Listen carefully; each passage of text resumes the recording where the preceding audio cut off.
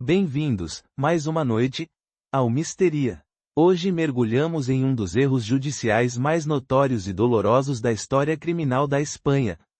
Um caso que chocou um país inteiro, e cuja verdade demorou tempo demais para ser revelada. Falamos do caso Waninkoff, a história de Rocio, de Dolores, e de como a sede por justiça pode cegar a verdade.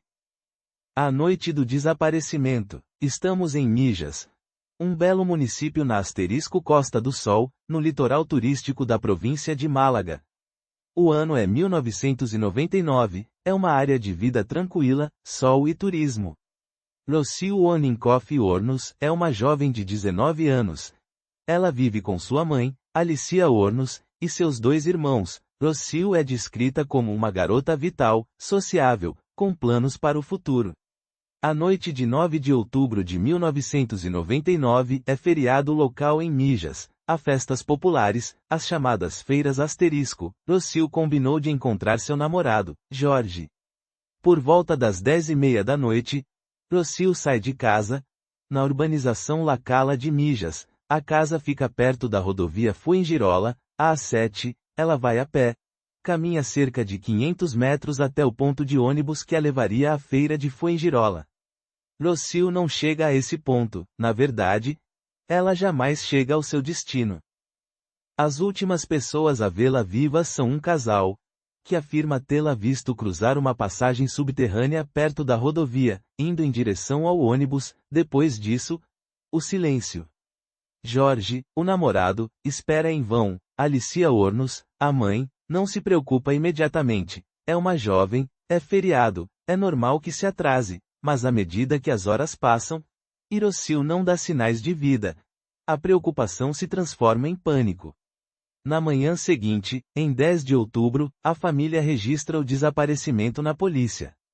A Guarda Civil Espanhola inicia as buscas. A área é extensa, com muita vegetação e condomínios. Inicialmente, a possibilidade de uma fuga voluntária é considerada, embora a família descarte categoricamente. Rocio não teria saído sem avisar. 5 dias após o desaparecimento, em 14 de outubro, é encontrada a primeira pista. Um morador da área, perto do condomínio Enjo de Miraflores, a poucos metros de onde Rocio foi vista pela última vez, descobre algo. São os tênis esportivos de Rocio, uma regata branca, e seu sutiã. Estavam dobrados, descartados em um barranco ao lado de uma pista florestal. Não havia sinais de luta. Não havia sangue.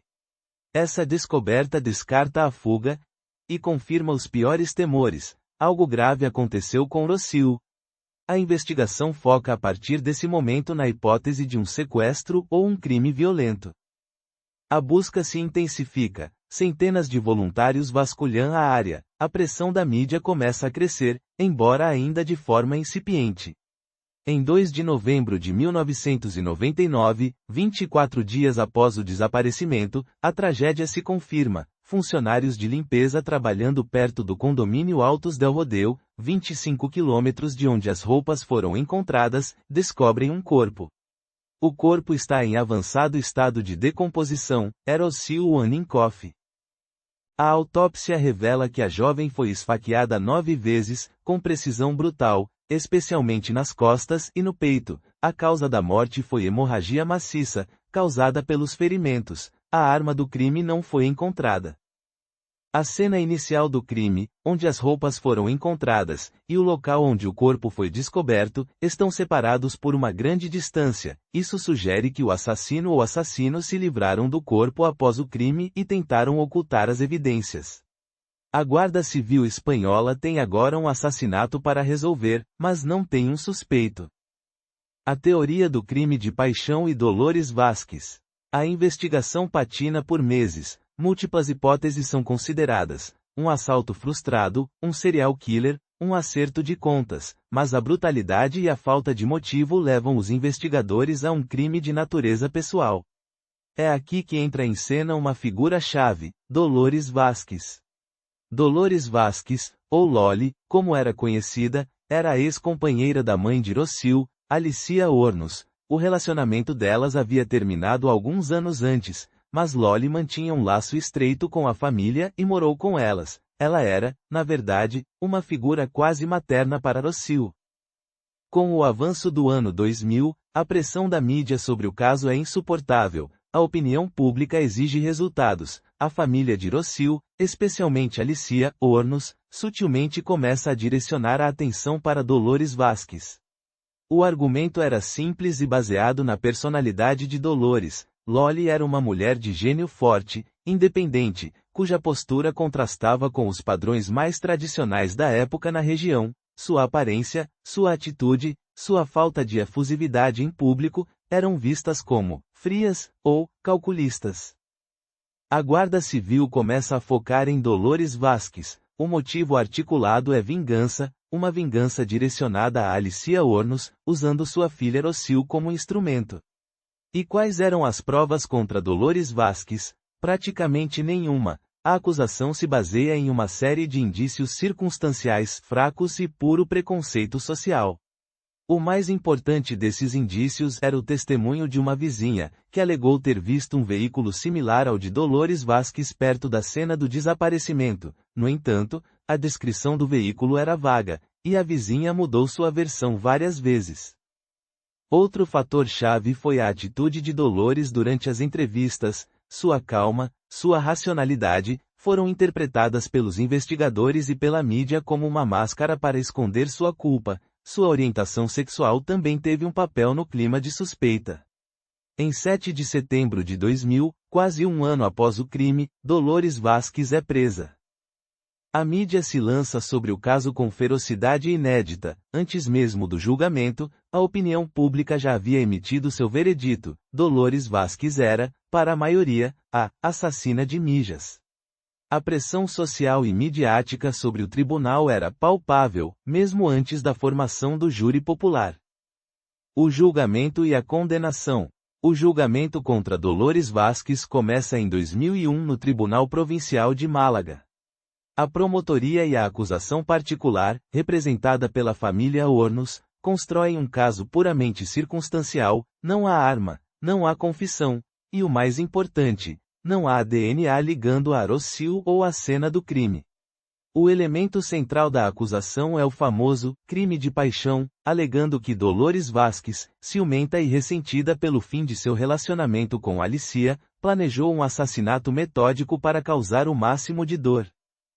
A defesa de Dolores Vasquez luta contra a maré, enfatizando a absoluta falta de provas materiais. O júri, no entanto, é exposto à intensa campanha midiática que já havia pré-julgado a ré. O veredito chega em 25 de setembro de 2001. O júri popular declara Dolores Vasquez culpada de assassinato por unanimidade.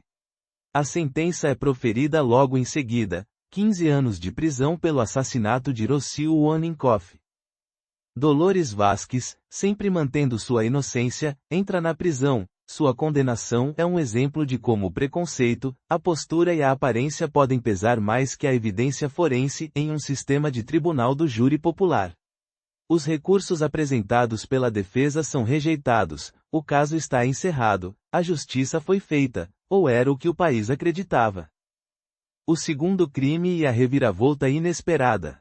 A história de Rossio Waninkoff parecia ter terminado com a condenação de Dolores Vasquez, mas a justiça, às vezes, escreve roteiros inesperados. 2 anos depois, em 14 de agosto de 2003, a tragédia atinge novamente a Costa do Sol, a poucos quilômetros de Mijas. Sônia Carabantes, uma jovem de 17 anos da cidade vizinha de Coim, desaparece após comparecer à festa local. Seu corpo é encontrado 5 dias depois, em 19 de agosto, em um campo aberto nos arredores de Coim. Ela foi agredida sexualmente e assassinada por estrangulamento. O choque é imediato. 2 jovens, 2 crimes na mesma área, com um padrão de violência extrema. A Guarda Civil e a Polícia Nacional Espanhola lançam uma investigação conjunta.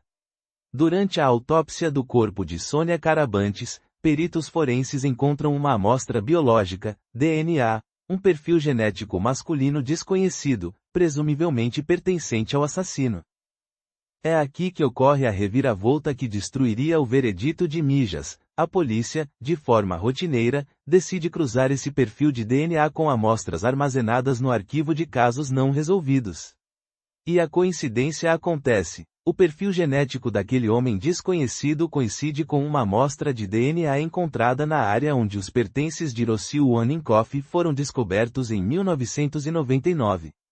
Um pelo pubiano, encontrado perto das roupas de Rossio, que na época não foi considerado conclusivo, continha o mesmo código genético do sêmen encontrado no corpo de Sônia Carabantes.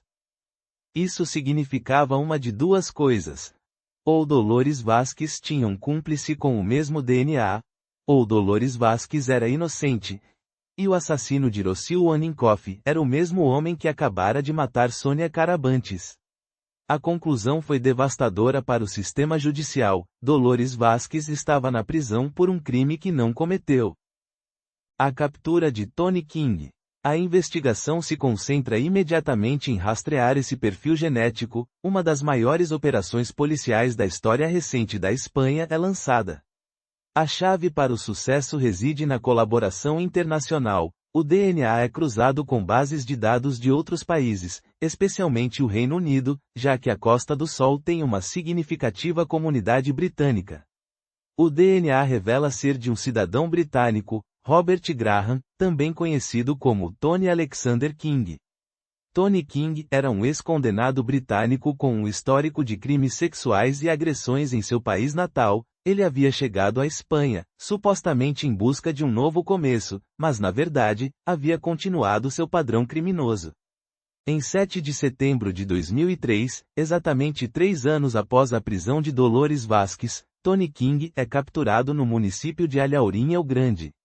O homem, encurralado pela evidência de DNA, rapidamente confessa o assassinato de Sônia Carabantes, mas, ao ser questionado sobre o crime de Rossio Waninkoff, ele nega.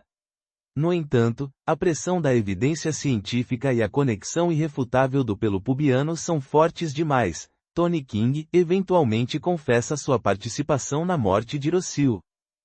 Sua versão dos fatos é que ele não tinha intenção de matar Rossio. Ele afirma que a abordou no caminho para o ponto de ônibus e que, após uma luta corporal, a esfaqueou em um ato de pânico. A confissão de Tony King e a evidência do DNA significam apenas uma coisa para Dolores Vasquez: a exoneração e o preço da justiça. Em 2 de setembro de 2003, com a confissão e o DNA de Tony King em mãos, o Tribunal Superior de Justiça da Andaluzia anula a sentença contra Dolores Vasquez. Dolores Vasquez é libertada após passar 519 dias na prisão, quase 1 ano e meio de sua vida roubado por um erro judicial monumental. Ao sair da prisão, Dolores Vasquez se deparou com um país que havia passado de vê-la como a assassina monstruosa para vê-la como a vítima de um erro atroz. No entanto, a exoneração não foi o fim de seu calvário. O estigma social, a destruição de sua reputação e o dano psicológico eram irreparáveis. O julgamento de Tony King, por sua vez, focou na evidência científica. Ele foi considerado culpado do assassinato de Sônia Carabantes e do estupro e assassinato de Rossio Waninkoff, em julgamentos separados. Ele foi condenado a um total de 36 anos de prisão. O caso Waninkoff expôs graves deficiências na investigação inicial, a falta de rigor policial, a excessiva confiança em evidências circunstanciais e a tremenda influência da imprensa sobre o júri foram fatores determinantes na condenação de uma pessoa inocente. A família de Rossio, embora aliviada por saber quem era o verdadeiro assassino, teve que encarar a dolorosa verdade de que participou ativamente na condenação de uma pessoa inocente.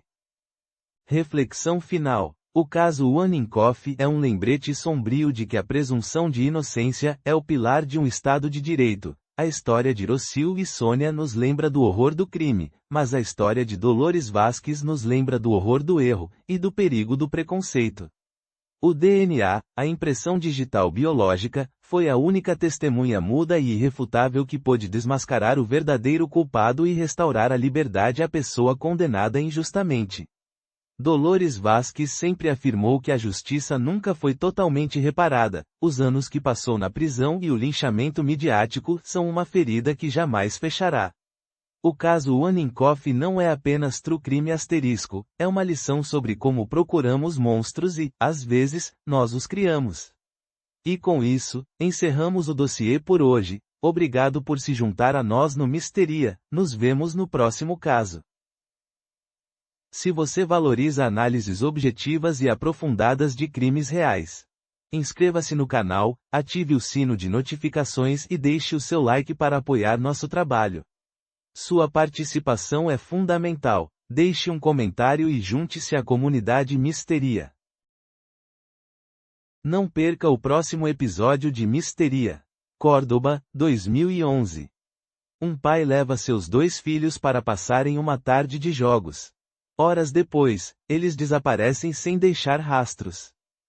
O que começou como uma busca desesperada se transformou em um dos julgamentos mais duros e arrepiantes da história recente da Espanha.